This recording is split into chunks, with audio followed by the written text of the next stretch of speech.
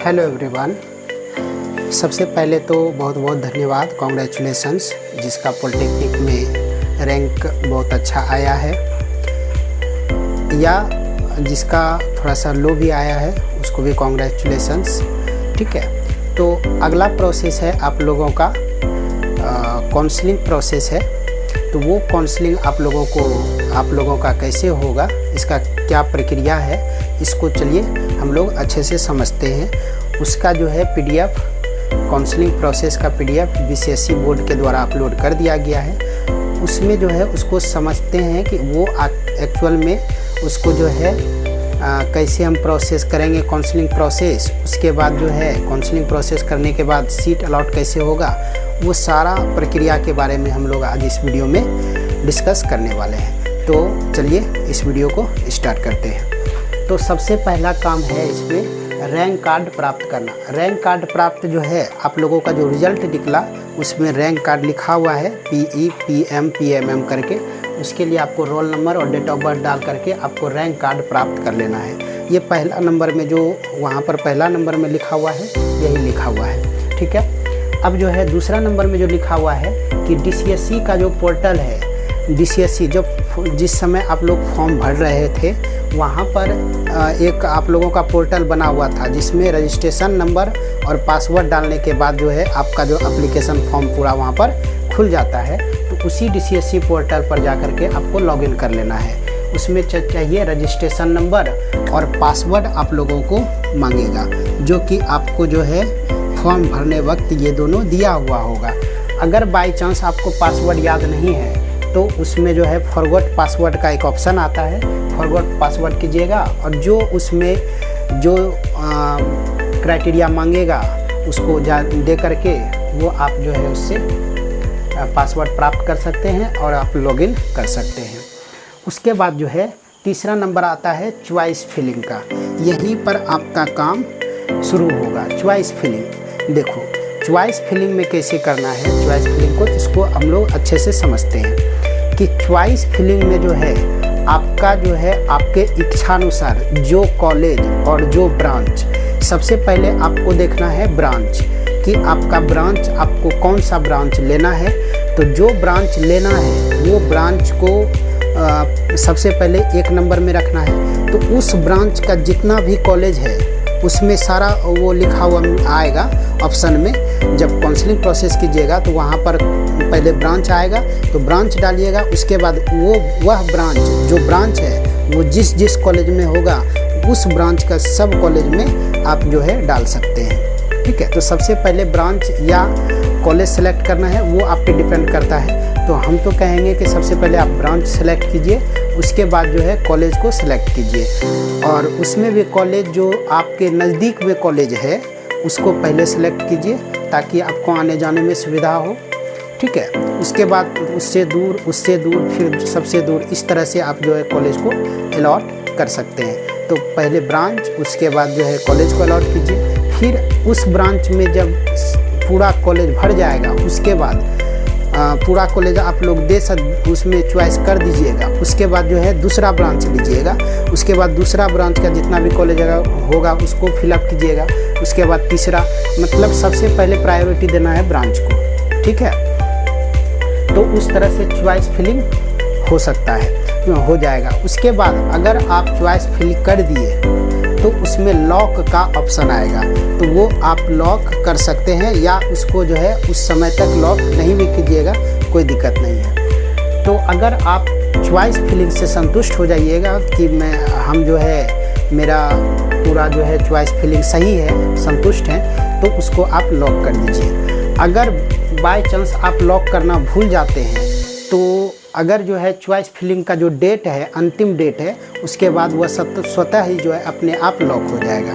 ठीक है, अगर मान लीजिए कि आप जो है चॉइस फिलिंग को एक बार लॉक कर दिए, उसके बाद जो है आप चाहिएगा कि उसको जो है फिर से अनलॉक करके हम फिर से एडिट करेंगे, चॉइस फिलिंग को मतलब ऊपर नीचे करेंगे या फिर बदलेंगे। तो बदलने के लिए चॉइस फिलिंग अनलॉक करने के लिए आपको जो रजिस्टर्ड ईमेल आईडी है या मोबाइल नंबर है उस पर OTP आएगा।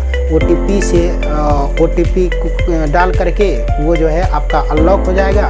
उसके बाद वो जो है चॉइस फिलिंग को आप लोग बदल सकते हैं।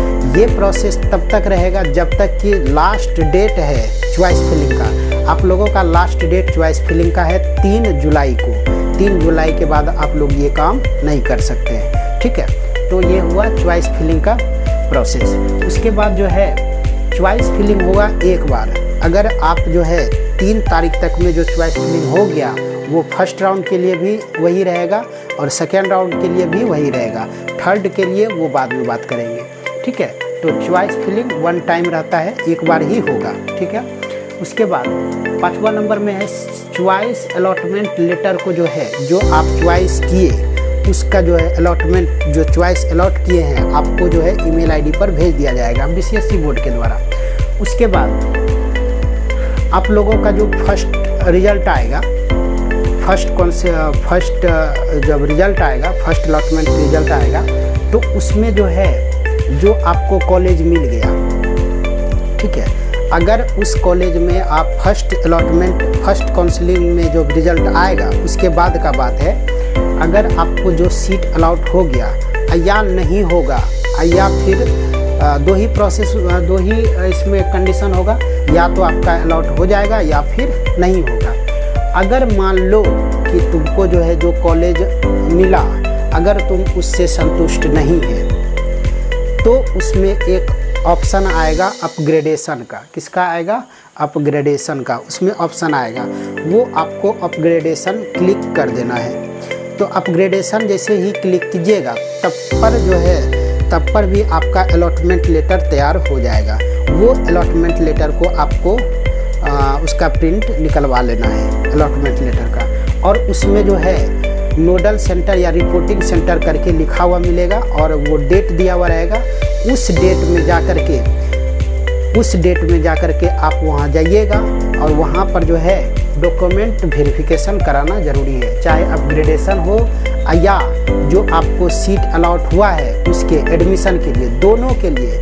ऐसा नहीं कि अपग्रेडेशन कर दिए तो सेकेंड राउंड के लिए जो है एलिजिबल हो गए, ऐसा नहीं है। अपग्रेडेशन करने के बाद आपको कॉलेज जाना ही पड़ेगा। अगर आपको एडमिशन उसी कॉलेज में लेना है जो आपको अलॉट हुआ है तो आपको जो है आपका अपग्रेडेशन करने का ज़रूरत नहीं है। वहाँ पर आप जो है सीट अलॉट, वहाँ पर आपको अपग्रेडेशन को जो है चॉइस में नहीं डालना है। तो वो जो है आप जो है अलॉटमेंट लेटर लीजिए और डॉक्यूमेंट्स के साथ जो है आप लोग जो है मतलब वहाँ पर जाइए और उसके बाद जो है आपका काउंसलिंग हो जाएगा, ठीक है। उसके बाद डॉक्यूमेंट वेरिफिकेशन होगा। डॉक्यूमेंट वेरिफिकेशन के लिए आपको वो वहाँ पर अलॉटमेंट लेटर में नोडल सेंटर या रिपोर्टिंग सेंटर करके लिखा हुआ मिलेगा। वहाँ पर निर्धारित तिथि उसी में लिखा हुआ मिलेगा। उस तिथि में जा कर के आपको जो इसका डॉक्यूमेंट्स है वो बताएंगे कौन कौन सा डॉक्यूमेंट्स इसमें लगता है। वो डॉक्यूमेंट्स लेकर के आप लोगों को वहाँ रिपोर्टिंग सेंटर पे जाना है। उसके बाद जो है आपका एडमिशन वहीं हो जाएगा, ठीक है। उसके बाद जो है डॉक्यूमेंट वेरिफिकेशन। अब इम्पोर्टेंट डेट्स क्या क्या है कि कब कब जो है काउंसलिंग प्रोसेस होगा, उसका इम्पोर्टेंट डेट्स देख लेते हैं। तो पहला जो है चॉइस फिलिंग का जो है डेट है 27 तारीख से शुरू होगा और 27 जून से शुरू होगा, 3 जुलाई तक चलेगा। और फर्स्ट राउंड का जो रिजल्ट आएगा वो आएगा 8 तारीख को और एडमिशन और डॉक्यूमेंट वेरिफिकेशन होगा 11 से 13 तक। सेकेंड राउंड का रिजल्ट आएगा 18 तारीख को, 18 जुलाई को, और सेकेंड राउंड का जो डॉक्यूमेंट वेरिफिकेशन होगा या एडमिशन होगा वो 21 से 23 जुलाई को होगा। उसके बाद फर्स्ट राउंड और सेकेंड राउंड में सीट अगर बच जाता है तो BCSE बोर्ड के द्वारा थर्ड राउंड या मॉपअप काउंसलिंग करके एक नोटिस जारी प्रेस करेगा। वो बाद में करेगा जब सेकेंड काउंसलिंग प्रोसेस पूरा हो जाएगा तब, ठीक है। तो ये सारा प्रक्रिया है। और अगर मान लो कि फर्स्ट काउंसलिंग में फर्स्ट अलॉटमेंट में जो है आपका नाम नहीं आया तो आप निश्चिंत रहिए, आपका जो है सेकेंड राउंड में आएगा।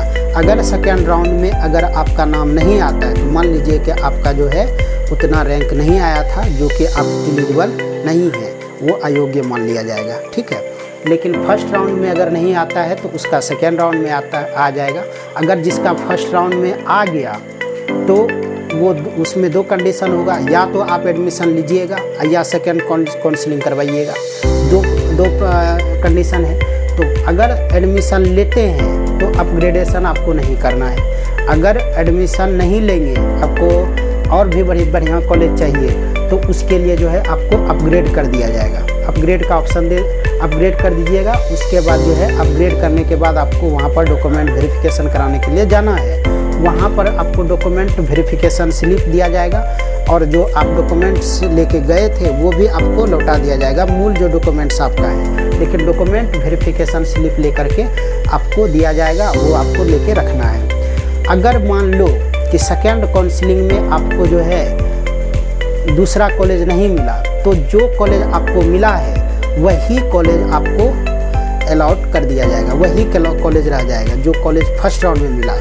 तो सेकेंड काउंसलिंग में जो आपको कॉलेज मिलेगा, अगर नहीं मिलता है तो वही कॉलेज आपका जो है रह जाएगा। अगर उस कॉलेज में या ब्रांच में एडमिशन लेना चाहते हैं तो उसी रिपोर्टिंग सेंटर पे आपको लेके जाना है, वो डॉक्यूमेंट्स वेरिफिकेशन स्लिप लेके, और आपका एडमिशन फिर से सेकेंड राउंड में उसी कॉलेज में उसी ब्रांच में हो जाएगा जो पहले अलाउड हुआ था फर्स्ट राउंड में। ये है इसका अपग्रेडेशन का प्रोसेस। ठीक है, अब जो है इम्पोर्टेंट इसमें जो डॉक्यूमेंट्स है, जो डॉक्यूमेंट्स ये आपके स्क्रीन पर दिख रहा होगा, वो आप जो है लेके जाइए और उसके बाद जो है आप लोग काउंसलिंग कराइए। ठीक है, तो इस वीडियो में यहीं तक, मिलते हैं अगले वीडियो में। तब तक के लिए ऑल द बेस्ट, धन्यवाद।